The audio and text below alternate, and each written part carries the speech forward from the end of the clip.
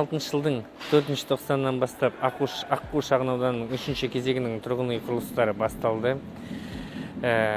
Жобамен бұл тұрғын үйлерде 670 пәтер және 53.438 шаршы метрге арналған пәтерлер көзделген құрылысы.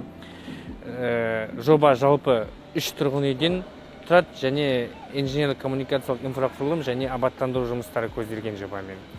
Жалпы жұмыстарды 4 мердігер мекеме іске асыруда, яғни 3 тұрғын үйде бөлек-бөлек мердігер мекемеден және инженерлік коммуникациялық инфрақұрылым құрылыстарын бөлек мекеме іске асыруда.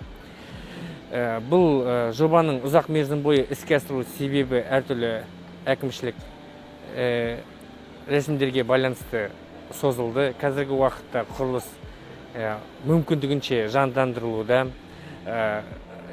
Жобамен көзделген 2 тұрғын үй, яғни 447 пәтерге арналған 2 тұрғын үй ағымдағы жылдың 4 тоқсанында пайдалануға беріледі деп күтілуде. Сонымен қатар 2 тұрғын үй толықтай инженерлік коммуникациялық инфрақұрылыммен және аулалары тиісті абаттандыру элементтерімен қамтамасыз етілетін болады. Негізгі осы нысанда құрылыс монтаж жұмыстарын жүргізіп жатқан Евростой жауапкершілігі шектеулі серіктестігі.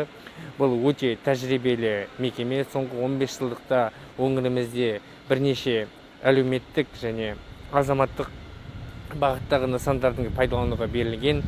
Қазіргі уақытта жұмыс қолдан келгенше қарқынды жүргізілуде. Дегенмен де елімізде ағымдағы жылдың 2 тоқсанынан бастап енгізілген шектеу шараларына байланысты кішкене тоқтау үрдістері байқалуда. Дегенмен де осы 2 тұрғын үй ағымдағы жылдың 4 тоқсанында халықтың пайдалануына беріледі.